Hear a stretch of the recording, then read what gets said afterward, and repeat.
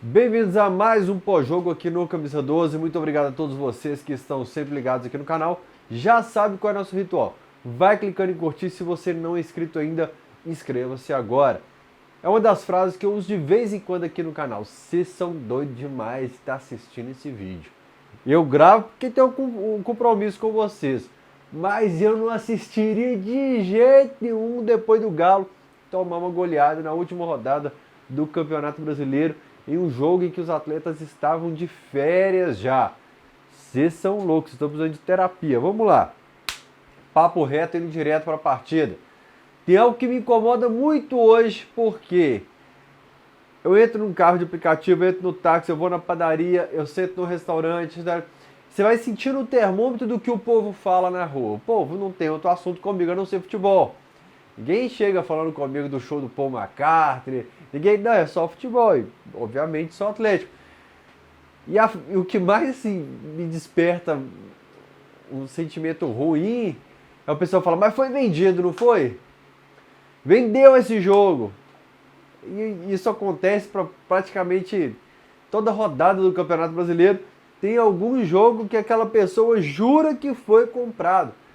Isso acontece muito quando o resultado não é aquilo que a gente esperava. Isso aconteceu várias e várias vezes já, seja de seleção, de Copa do Mundo, de campeonato brasileiro, de Copa do Brasil, de jogo que envolve o Galo, de jogo que não envolve o Galo. Existe sempre a história do... Principalmente a turma que... Tem uma turma que é mais cabeça quente no esporte. Eles não aceitam de jeito nenhum que aquilo está acontecendo. E quando acontece, não existe a hipótese de ter acontecido da forma clara, honesta e tal. Foi vendido. Se não me agradou, foi vendido. Essa partida agora, a turma falando que o Grupo City incentivou. É um absurdo que eu nem deveria render aqui no pós-jogo. Mas só para destacar isso, que me incomoda que toda rodada a quantidade de pessoas falando assim, esse jogo está vendido. Isso tem me incomodado. Claro que nós vemos que o Ministério Público investiga lances pontuais de 2022, de campeonatos, de jogos quase amadores, mas toda rodada de Campeonato Brasileiro, meu pai, isso enche bastante saco. Isso é falta de futebol, gente. 99,99% das vezes é falta de futebol, é jogador ruim, é jogador descompromissado, é jogador que está de férias e por aí vai. Isso aconteceu na história do futebol. O futebol é uma grande roda gigante. Tudo que a gente vive agora já aconteceu no passado. É que a gente não, ou esqueceu ou não estava aqui para viver. Agora sim, vamos lá. Frustração pelo fato do Galo não ter sido campeão brasileiro? Veja bem, se o Galo tivesse perdido o Brasileiro 2021, eu seria a frustração em pessoa até hoje. Mago, teria largado esse esporte. Em 2020 eu fiquei frustrado?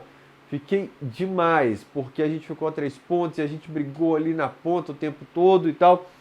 Nesse campeonato, como eu cheguei a gravar vídeo com capa e miniatura aqui, pensando em Z4, como o Grêmio e o Flamengo estavam lá, o Bragantino, o Botafogo disparado, o Palmeiras sonhando, e o Campeonato Brasileiro rolando. Vira o turno e o Galo preocupado ali com o Z4. Então, não deu tempo do sonho criar raízes. Não deu tempo de calcificar aquela situação. Não deu tempo de eu me apegar à conquista. Entendeu? De falar assim, nossa, nós vamos... Foi muito rápido, foi muito intenso, porque a gente não imaginava que todo mundo lá na frente ia começar a entregar os pontos, a perder, a tropeçar, e o roteiro começou a virar todo pro Atlético. Então, assim, 3 semanas era um time que estava sonhando com o G6, que passou a sonhar com o G4, e que em 2 semanas o título ficou muito perto e o Palmeiras viu o Palmeiras conquistar mais um Campeonato Brasileiro, deve ser entediante para a Leila lá, né? Chegava mais uma taça do Brasileiro e solta lá no canto do quarto, assim, da sala e vai embora. Então não tô nossa, aquela tristeza dominando meu coração. Não gosto de ver o Galo sendo goleado em hipótese nenhuma, não gosto de ver o Galo sendo derrotado. Isso sim é algo absurdo. Se a camisa, se o nosso escudo tem em campo, de forma alguma, ele pode levar 4 gols. Não importa quem está do outro lado e que rodada isso aconteça.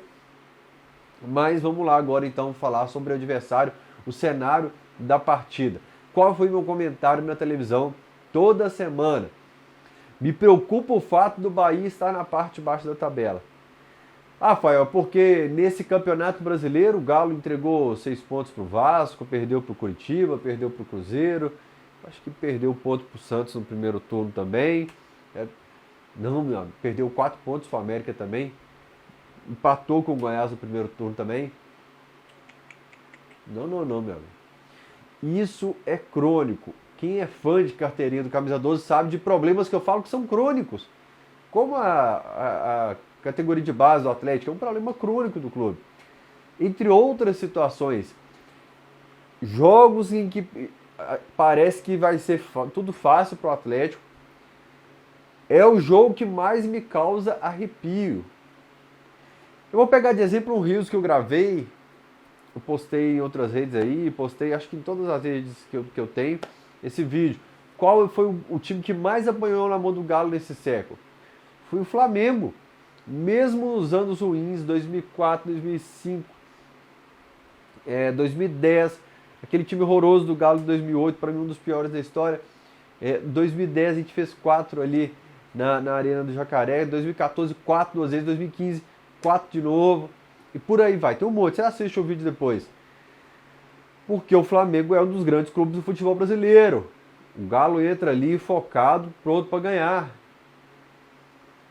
E aí eu posso dar outros exemplos aqui. O Palmeiras, antes de entrar nessa fase de dinheiro e tal, o Palmeiras na década ele tinha sofrido muito nas mãos do Galo. Eu posso citar outros vários exemplos aqui. Mas o atleticano da década de 90 agora vai lembrar que quando a gente pegava o Goiás, o Criciúma, a gente ficava ressabiado. A gente ficava desconfiado. Porque historicamente era assim. O Galo perdia campeonatos para os times da parte de baixo da tabela. O Galo perdeu um campeonato brasileiro em 85 para o Curitiba, dentro de casa, precisando fazer um golzinho só. O Galo perdeu um campeonato para o São Caetano. Eliminações de Copa do Brasil, que não precisa ficar da gente também lembrando demais aqui também. Né? Vamos poupar terapia. Né? Mas historicamente, isso é um problema para o Atlético. Falar, o time vem com 5 jogadores no departamento médico e suspensos. O craque artilheiro do time tá fora. Eu falo, fudeu. Não sei se vocês são assim, eu falo, fudeu. Nossa, é tudo que eu não queria ouvir. É tudo que eu não queria ouvir. Porque historicamente, quando o Galo acha que tá fácil, ele abaixa a crista ali e ele não incorpora o espírito de Galo de briga não, viu? Começa a bola com Galo e Bahia. E foi um replay do que a gente viu em grande parte da temporada. Não esse Galo do jogo contra o Flamengo, não esse Galo do jogo contra o Grêmio, não esse Galo de boas vitórias no retorno do campeonato, como o Palmeiras fora de casa, Bragantino fora de casa, ganhamos do Fortaleza, finalista sul-americano, o Fluminense, campeão da Libertadores, do Botafogo, que lutou pelo título. Não esse Galo que conseguiu bons resultados.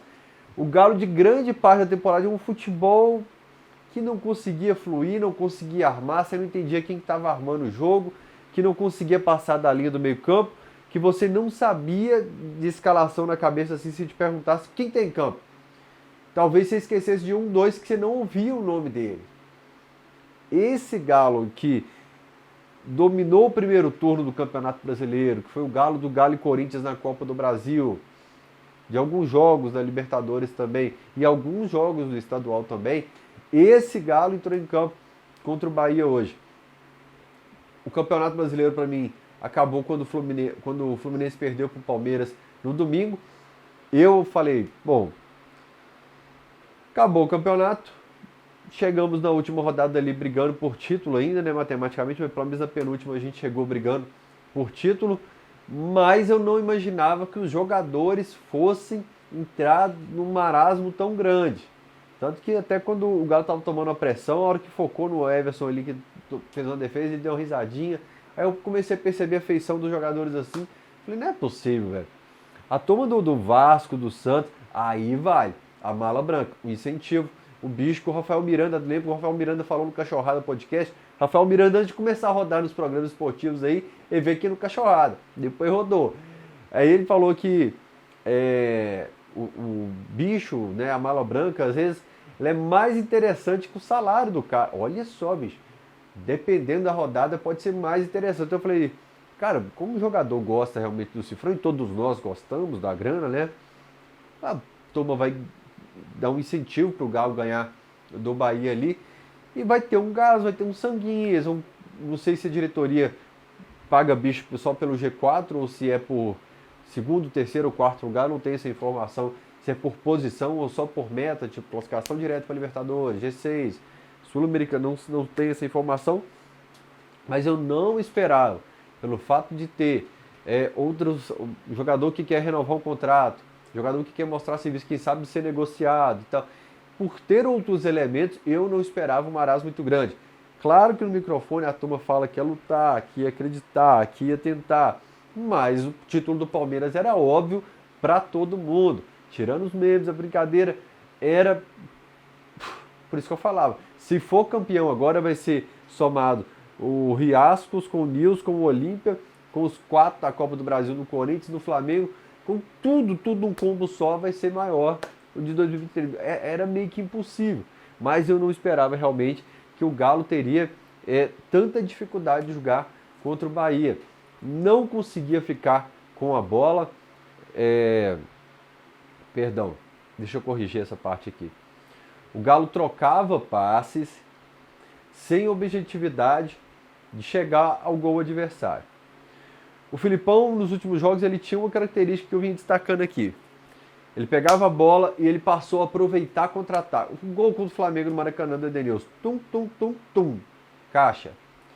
O Atlético vinha proporcionando lances assim de entre o Everson com a bola e a finalização era um tempo muito curto. Comentei isso algumas vezes no pós-jogo. Falei, olha, mudou. Se eu não me engano, foi contra o Curitiba que eu reclamei no pós-jogo. Eu falo, olha, você tem Paulinho e Pavão abertos aqui. Sua proposta está de um jogo reativo. Você não consegue acionar o contra-ataque de jeito nenhum. Então você tem que mudar a sua proposta. Mas o Galo começou a ter uma velocidade maior entre posse de bola, interceptação ou roubada de bola e a finalização no gol adversário. E isso contra o Bahia não aconteceu. Voltou-se aquele Galo que voltava a bola no Everson, que voltava no James, que dava no Mariano, que às vezes errava o passe, entregava no pé do adversário, o Galo recuperava, bola no Rabelo, bola no Arana, bola no Otávio, um jogo cansativo para assistir. Olha, se não fosse a última rodada do Campeonato Brasileiro, eu acho que eu teria dormido nesse jogo. É que eu fiquei ali, parecendo que eu estava com 15 energéticos. Eu posso ter uma história. Eu coloquei um monte de telinha assim, ó, e fui assistindo, acompanhando todos os jogos e acompanhando o Galo na tela principal que eu tenho, na outra telinha assim, todos os placares, todos os jogos ali. Se não, eu certamente teria dormido. O Edenilson erra no primeiro gol e existia a expectativa do será que o Edenilson continua com as boas apresentações? Mas eu acho que não conseguiu completar uma mão cheia de boas atuações em 2023, né?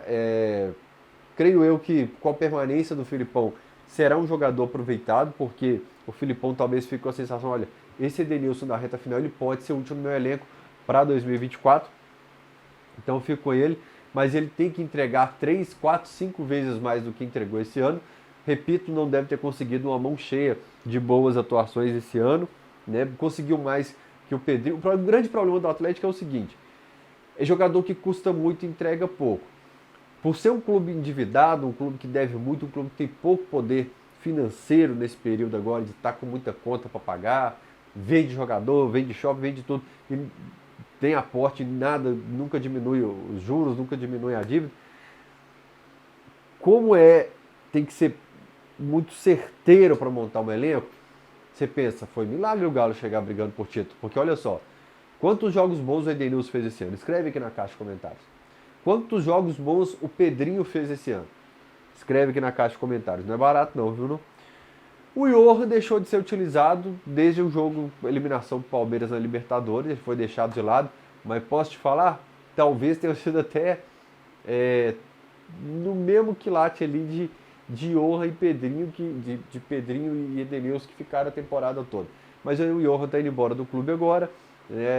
Era uma divergência de opinião entre diretoria e Rodrigo Caetano, porque o Caetano entendia que pelo salário dele poderia ser útil para o elenco, mas como o Filipão também não utilizou, está dando linha, está indo embora também, então tem o salário do Hever e o salário do Johan. Antigamente, quando eu era menino, eu falava assim, isso mudou na minha cabeça. Eu falava assim, agora nós enxugamos o salário do Hever, enxugamos o salário do Johan, vai sair mais dois, enxugamos esse salário, vai sobrar dinheiro para ir pro mercado. Aí o Galo não arrumava nada no mercado. Eu falava, gente, por que isso aconteceu? Mas enfim, o Johan tá dando linha.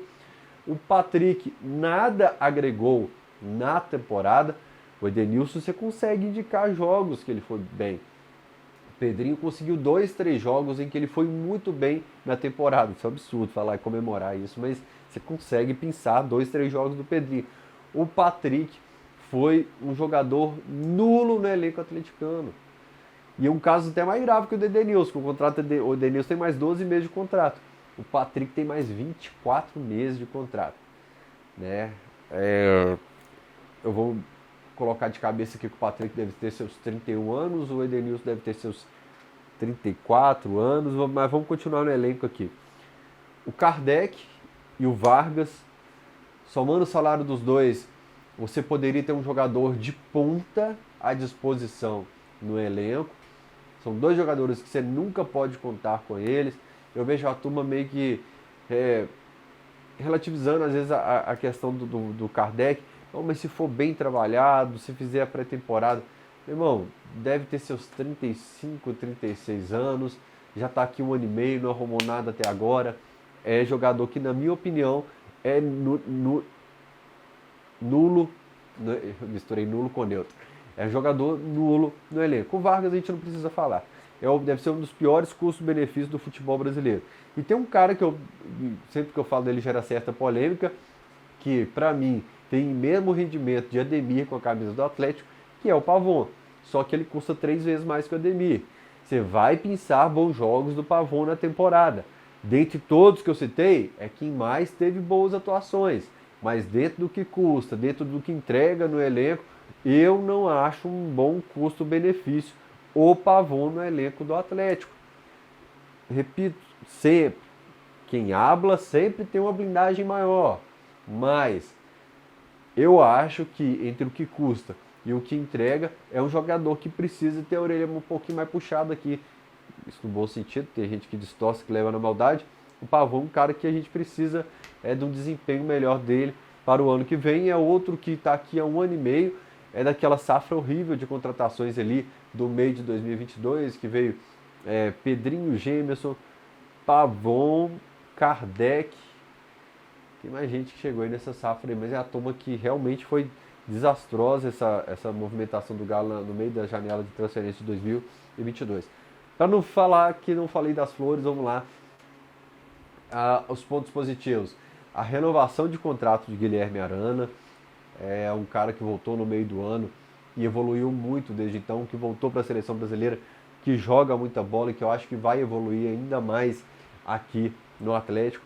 O Carlos Paulinho, que é um cara de 23 anos, que em julho de 2023, se tivesse a urna eletrônica, a torcida do Galo talvez o colocaria no banco de reservas e termina como artilheiro do Campeonato Brasileiro aos 23 anos. É um cara que torrou minha língua e eu fico satisfeito demais quando eu falo que eu errei, porque quando eu errei é o Atlético que ganhou. Quando eu falo que o jogador que foi horroroso e depois ele dá a volta por cima, o Fael errando é o Galo que se dá bem. Então eu prefiro que o Atlético se dê bem, porque aí não canto que vivo cheio de vaidade não. Vaidade, lá na Bíblia o pessoal fala para esvaziar a vaidade, então eu procuro fazer esse exercício sempre na vida. E Paulinho é um ponto positivo para 2024, sempre na torcida, sempre considerando que esses caras ficam. O Hulk na coletiva dele, o Everton Guimarães citou que os troféus, as premiações dele foram embaladas, né? Aí o GS falou que ele está levando para uma casa, para um quarto que ele construiu na Paraíba para deixar todas essas premiações lá. Ele tirou visto para os funcionários dele aqui de Belo Horizonte para o acompanharem nos Estados Unidos. Ele está indo para os Estados Unidos agora passar as férias. Eu não surtei tanto como a turma na coletiva dele, quando ele falou futuro, eu vou deixar para o futuro. Eu conto com o Hulk para a temporada de 2024. É curioso o equilíbrio do Atlético, eu citei isso no programa de TV hoje, entre o Hulk muito experiente, 37 anos que eu vou arriscar. Eu sempre erro por 1, 2 anos essa idade que eu citei de Patrick, Denilson, estou citando todo mundo, mas é mais ou menos de cabeça. O Paulinho com 23, O Mariano, que eu fui contra a renovação, 37. O Arana, tinha 23 em 2020, deve ter seus 26 anos. Aí tem o Rubens também, novo aqui na reserva do Arana. E o Saravia já tem mais de 30 anos, certamente. 30, 31 anos do lado direito também. O Hever aposentou agora. Lá no meio do campo tem o Igor Gomes com o Zarate. Eu não estou comparando habilidades, viu, gente? Estou comparando idades. A mescla que você faz, o equilíbrio que você faz entre idade. Até falei sobre o Edenilson e não comentei a idade. Tem algo que pesa contra, porque ele não está o jogador com tendência ao gráfico subir, a evolução. A tendência é realmente, em termos do futebol, descer a ladeira. E entre os pontos positivos, eu citei aqui o Arana, citei o Paulinho, uma permanência do Hulk e Paulinho, né, numa segunda temporada com mais entrosamento. E vou citar o Igor Gomes, que é um cara que eu falo pouco dele aqui nos vídeos de pós-jogo e tal, mas pela idade, que deve ter seus 24 anos, 24, 25 anos, é um cara que eu acho que pode agregar para o elenco em 2024. Eu não acho que seja um cara que tenha a capacidade de pegar a camisa de titular e falar deixa com o pai resolve, o pai que é o dono aqui da situação no meio campo, mas pensando em situação de elenco, eu acho que é um cara que pode agregar muito. O melhor goleiro do Campeonato Brasileiro de 2023, a KTO perguntou lá qual foi o jogador do Galo na temporada, Paulinho ou Hulk. Eu voltei no Everson, porque eu acho que foi o jogador mais regular.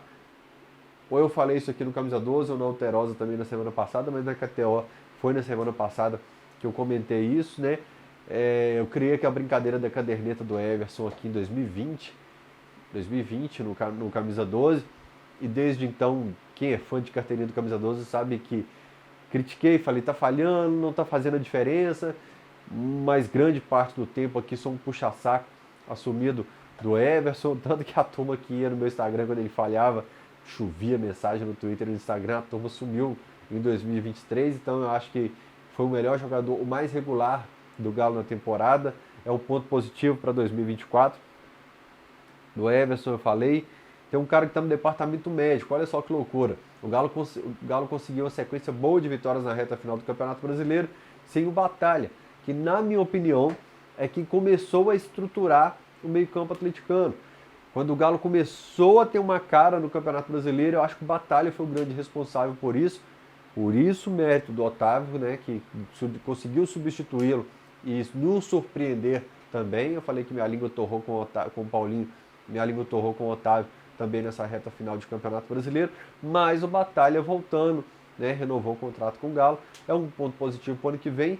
E assim como eu falei do Igor Gomes, eu acho que o Otávio também é um ponto positivo se pensando em elenco, já que o Filipão mostrou que ele pode ser útil pro elenco.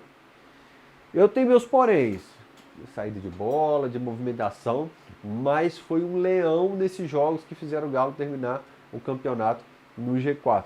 Né? Desde que o Batalha saiu, eu fiquei em desespero, que eu falei, não sou fã do Alan Franco. Falei, o Otávio e Alan Franco, esquece. Mas vai entrar quem? Edenilson, esquece. Nós vamos sentir demais a falta do Batalha. E as grandes atuações do Galo, né? A gente conseguiu, depois que o Batalha se lesionou, e o Otávio contribuiu demais para isso. E aí vem o ponto Filipão. Vocês colocam ele no ponto positivo ou negativo? Se tiver uma odd lá, uma pesquisa na KTO, lá, uma aposta na KTO, se ele fica para o ano que vem, se apostaria sim ou não? Nessa sexta-feira tem um jogão da KTO lá no Mineirão. Estava conversando agora com o Amaral. Aliás, recebi uma caneleira personalizada. Achei que estava aqui.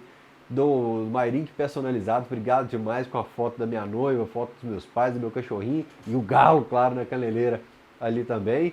Vai ter Amaral, Madeirite, Tubarão, Mário Caixa narrando, Pequitito narrando, Gilbert de 98 na transmissão. Cara, o time da KTO tá fantástico. Olha, Marquinhos já foi do Camisa 12, Barba, Cabelo e Bigode, Alterosa Esporte, uma turma grande de Itatiaia. Jogaço, eu tô no time do Tropeiro, tem anos que eu não jogo bola, vai ser interessante voltar. Acesse KTO.com, faça seu cadastro e utilize o cupom Camisa12 com 12 no final. Sobre o Filipão, se pegar o cara que mais puxou o saco do Filipão nos últimos 10 anos, maior fã, eu tô lá, como admirador do futebol. fora do Alterosa Esporte, do Fael que provoca, que é basicamente o cara que tem a missão de provocar o adversário o tempo todo, eu gosto muito de futebol. Meu pai, que é cruzeirense, me ensinou a gostar muito de futebol. Eu mastigava a revista Placar e livros sobre futebol o tempo todo, principalmente por eu ter memória ruim. Eu lia de novo, que eu queria memorizar tudo aquilo ali. Isso me deu muita bagagem para a vida. E gostar de futebol me fez gostar muito do Filipão pelos grandes jogos que proporcionou na década de 90, com a seleção brasileira e tal.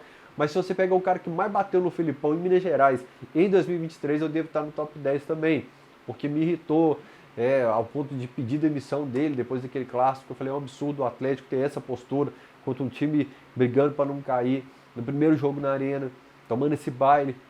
Então, eu dei a mão para a palmatória aqui, falei que o advogado do Filipão colocaria na mesa. Quem é fã do Camisa 12, quem é fã de carteirinha, que assiste todo o pós-jogo, sabe que eu falei do advogado do Filipão. Ele colocava a campanha de melhor campanha do retorno, melhor campanha de visitante, a defesa menos vazada, recuperar o Otávio, Paulinho, etc, etc, etc. O fato é que você não pode pegar um treinador que no retorno teve essa campanha, conseguiu a defesa menos vazada, o artilheiro do campeonato, que recuperou os jogadores, e simplesmente demitir, por demitir. Quando o Cudê veio para cá, o São Paulo falou, coloca a multa alta porque eles são trituradores de técnicos, um termo que o meu amigo Vitor Martins usa muito. O Vitor Martins nem é fã do Filipão, mas se você tem essa fama no mercado, se quando você tenta um treinador que está no Fortaleza, como foi o caso do Vojvoda, e você não consegue, você vai fazendo chamada de vídeo o janeiro inteiro e não consegue, é porque você está com fama de quem tritura, de quem frita treinador demais. Por isso, se o Atlético tira hoje o Filipão, que tem contrato com o clube, é uma loucura. Goste você ou não do estilo de jogo dele, se você tira o Filipão hoje, infelizmente, ou felizmente, eu não sei qual que é a sua visão, é um erro. É um erro você trocar essa figura, né? Eu vou muito tempo que não acontece isso. Eu fui gravar aqui agora o pós-jogo, eu falei pra minha noiva, pós-jogo de 10 minutos. Eu não vou falar de Galo e Bahia mais que 10 minutos, mas eu me estendi um pouco falando sobre o elenco. Eu vou dar um pique e continuo. Impressionante como é que eu gosto de conversar com vocês, assim, eu vou ter que arrumar alguns vídeos aí depois do campeonato pra gente bater esse papo de vez em quando, né? Teve um cara que reclamou do último vídeo que eu falo demais, que é cansativo, o vídeo de 30 minutos, a turma bateu demais nele. Eu falei assim, vai comprar uma briga com o bonde do meu pós-jogo. Vamos lá. Aí nós conseguimos a classificação para Libertadores. Eu falo para o Otávio de Toledo, falei hoje, Toledo, vai doer mais em você, porque você já pisou lá, e você sabe que é gostoso, você sabe que é diferente a energia, o ar do estádio é diferente quando você está na Copa Libertadores, e não fica aquela angústia de jogo de mata-mata antes da fase de grupos, não fica aquele negócio que você pode ser desclassificado dia 10 de fevereiro, por exemplo. Você tem uma tranquilidade maior agora, até para investimento, para utilizar, para dar ritmo para quem está na pré-temporada, né? Você não corre o risco de, infelicidade de um lance, ficar fora da fase de grupos da Libertadores. É dinheiro que cada vez melhora mais, é sua imagem internacional, sua marca internacional. É um cara da Argentina lá no ano passado, no sorteio, que o Galo veio da pré-Libertadores, da primeira fase, das fases classificatórias ali da Libertadores, ninguém queria pegar o Galo. Por quê? É o time que está toda a Libertadores, está classificando, né? O Galo tem medo do Galo. Aí você está lá, você está pertinho, né? Olha, só dar um exemplo para vocês. Nos últimos 11 anos, Galo vice-campeão brasileiro 2012, campeão da Libertadores 2013, eu não vou nem pegar os estaduais não. 2014 teve boa campanha no Brasileiro também, mas 2015 foi vice-campeão do Campeonato Brasileiro, em 2014 ele pega a Copa do Brasil, em 2016 ele chega na final da Copa do Brasil e sonhava com o Brasileiro até por volta do dia 28 de outubro, ali quando ele empata com o Flamengo no Mineirão em 2-2, né? Aí depois, 2017, ele monta um time muito caro, mas que não obtém sucesso, com eliminação vexatória para o Jorge Wilson e tal. Aí passa um período longo, mas volta período longo não. Ele fica 2018 e 2019 ali, né, com times ruins, né, com times fracos. Chegou até liderar para fazer uma gracinha lá em cima do Campeonato Brasileiro, mas era realmente a conta do chá, uma bagunça de time, não deu. Aí 2020, terceiro lugar do Campeonato Brasileiro. 2021 ganha tudo, semifinalista da Libertadores também. E 2022 campeão da Supercopa também. E 2023 termina no G4 do Campeonato Brasileiro. Eu me bateu uma dúvida agora até de que posição que nós ficamos. Eu vou arriscar a terceira posição, que era tanto sobe e desce agora e que eu fiquei na dúvida. Essa é a diferença. Você está sempre ali, sempre ali. Escorregar, irmão, bote, você vai lá e pega. Tá lá na Libertadores, escorrega um, escorrega outro, vem um, vem outro. Pimba, deu galo. Vale para a Copa do Brasil, vale para Campeonato Brasileiro. O São Paulo não era um super time esse ano e levou a Copa do Brasil. O Fluminense não é um time que convence, que enche os olhos e levou a Libertadores. Você tem que estar sempre lá, porque você pode ter problema de orçamento, você pode ter um errinho aqui, um errinho ali. Uma hora bate, mano. Uma hora bate. Você tem que estar sempre lá. Sempre lá. E o Campeonato Mineiro? Lá em 2021, quando o Galo ganhou tudo o Campeonato Brasileiro, ele começa com o Lucas comandando uma equipe que tinha Igor Rabelo, Zarate, mas que tinha uma meninada e que dava conta do recado ali para depois chegar os feras, igual lá naquele desenho, já falei da turma dos anos 90 agora há pouco, dos super campeões. Vocês lembram quando os campeões, os fodões ficaram afastados da seleção do Japão e depois eles voltaram com tudo? E depois chega os caras para resolver a reta final, velho. E chega a turma, mas o Alisson tem que ser testado nesse Campeonato Mineiro. Quando entrou hoje, tomando 3, 4 pro Bahia, eu já nem sei mais quanto que tava. A hora que o Alisson entrou ali no lugar da Arana, eu falei assim, tá de brincadeira comigo. O cara que falou que o Rubens estava destruindo os treinamentos, falou o Alisson tá treinando muito mais que Pavon e companhia limitada, merece uma chance. Campeonato Mineiro não é para ficar testando Kardec e Edenilson. Não é para ficar testando Patrick. Você pode dar um ritmo para os caras, mas é para saber até onde você pode confiar no seu lateral direito de 17 anos, que deve estar não, né? Ficou mais velho agora.